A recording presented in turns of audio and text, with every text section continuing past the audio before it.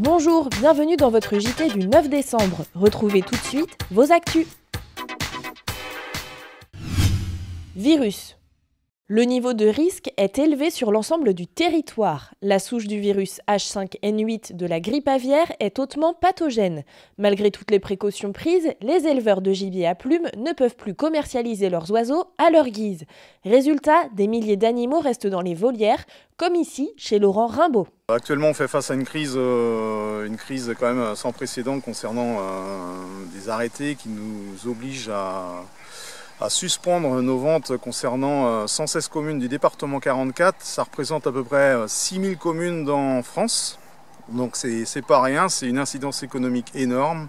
Les mesures de biosécurité sont renforcées. Elles consistent en un confinement obligatoire ou la pose de filets permettant d'empêcher tout contact avec les oiseaux sauvages pour tous les élevages commerciaux et non commerciaux de volailles et l'interdiction des déplacements d'appelants et de gibier à plumes. Si l'objectif est louable, son application n'en demeure pas moins aveugle aux dommages collatéraux qui pourraient pourtant être évités. Autant je peux comprendre qu'il y ait des restrictions et des mesures de mise en place pour faire face à ce genre de problème, et notamment, moi je suis prêt à ouvrir mes portes, tout ce qui est, s'il y avait besoin d'analyse, de prise de sang pour révéler que nos oiseaux sont sains et n'ont pas ce problème. Autant j'ai du mal à comprendre que des bureaucrates nous sortent des décrets aussi durs et qui mettent à mal toute une activité économique actuellement. Et nous, ça représente quand même pas mal d'argent. Moi, le week-end dernier, j'ai 600 faisans qui n'ont pas pu sortir de l'exploitation. C'est entre 5 000 et 5 500 €. Donc si ça dure 3 semaines, vous imaginez bien qu'on va pas pouvoir supporter. Et puis ces animaux-là, il faut les nourrir. Il faut continuer de les élever. Qu'est-ce qu'on va en faire après? Nous, notre activité, il faut savoir aussi que notre activité elle démarre de l'œuf au mois d'avril. On a 8 mois de production pour obtenir ce genre d'oiseau qui représente énormément de travail, de sueur et de stress et d'argent. Donc c'est pas pour imaginer les euthanasier ou ne pas pouvoir les vendre. Foncier. Une réunion sur le foncier a eu lieu le 6 décembre à Fay de Bretagne. À l'initiative des structures locales affiliées à la FNSEA 44 et à JA 44, de la Chambre d'agriculture et de la SAFER, elle a réuni 70 personnes. Parmi les sujets traités, le fonctionnement de la CDOA structure et le cheminement d'une demande d'autorisation d'exploiter, le fonctionnement et les missions de la SAFER ou encore la réorganisation de la Chambre d'agriculture et le rôle des groupes territoires. Sanitaire. Durant le mois de novembre, le GDS 44 a organisé une série de 7 réunions de section qui, au total, ont attiré plus de 400 personnes.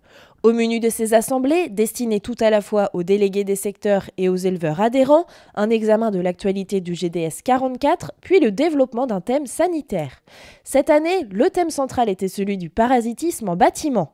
Les problèmes sanitaires liés à ces infections parasitaires en recrudescence, résultat de l'augmentation des densités d'animaux et des temps de séjour en bâtiment. Le coût d'une infection parasitaire est difficile à évaluer car elle provoque des retards de croissance mais constitue également un facteur favorisant l'apparition d'autres infections virales ou bactériennes. La lutte contre les parasites est multifactorielle. L'un des points clés étant de parvenir à un équilibre entre le parasite et l'immunité naturelle des animaux. Fête. Cet été, la fête de l'agriculture menée par les cantons de Rouget et de Châteaubriand a mobilisé près de 430 personnes. Une soirée de remerciements a été organisée à leur intention le samedi 3 décembre. Primolstein. Chaque année, le concours départemental de la race laitière majoritaire est un événement attendu avec impatience par le monde de l'élevage. La dernière édition de ce concours a eu lieu le 2 décembre à Derval.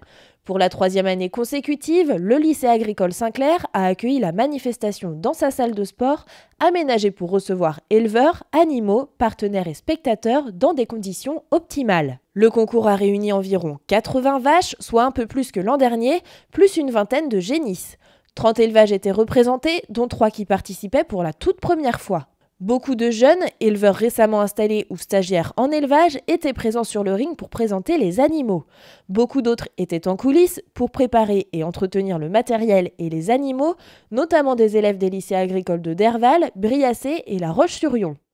Le juge, Jean-Philippe Duchange, éleveur dans l'Orne, a souligné la qualité de présentation et de préparation des animaux. Parmi les grands prix qu'il a décernés, on trouve Intime du GAEC des Jonquilles, la championne des jeunes vaches. La Bouget Sirène, du GAEC de la Bouge, sa réserve et meilleure mamelle jeune.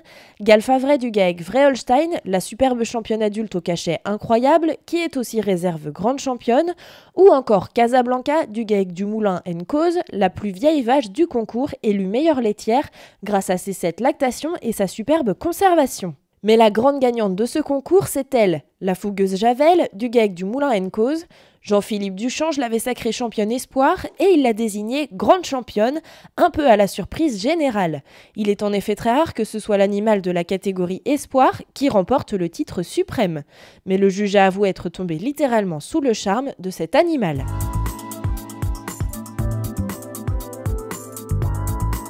Du côté des JA, le concours a réuni 48 élèves de Loire-Atlantique pour la sélection départementale du meilleur pointeur dans le cadre du 126e concours général agricole de Paris. Les élèves de la MFR de Carquefou, du lycée Saint-Clair et du lycée de Briassé, la Marchanderie, se sont penchés sur 2 vaches. Les jeunes avaient 30 minutes pour se mettre dans la peau de l'expert et coller au mieux au jugement du technicien professionnel. Profondeur du sillon, hauteur du sacrum, inclinaison du bassin, autant de critères morphologiques de la race à analyser. Le titre du meilleur pointeur revient à Lilian Jiquel du lycée Saint-Clair de Derval. Il représentera le département lors de la finale nationale au Salon de l'Agriculture 2017 à Paris. Les vidéos sont terminées pour cette semaine, mais l'actu continue sur agri44.fr.